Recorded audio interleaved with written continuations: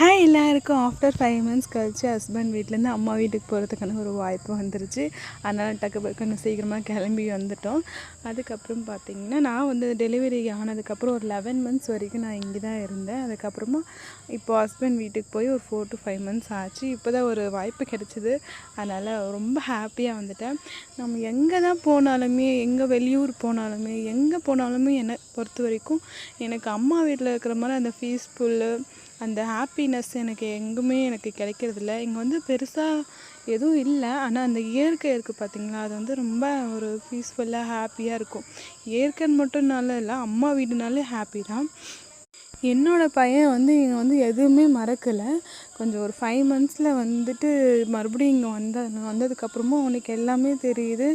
அவன் வந்து கையிலே பிடிக்க முடியல, ஓடிட்டு நடந்துட்டு மண்ணில் விளையாடிட்டு. நாங்கள் பெங்களூர் இருக்கோம், அங்கெல்லாம் மண் கிடையாது. இங்கே நல்லா மண்ணில்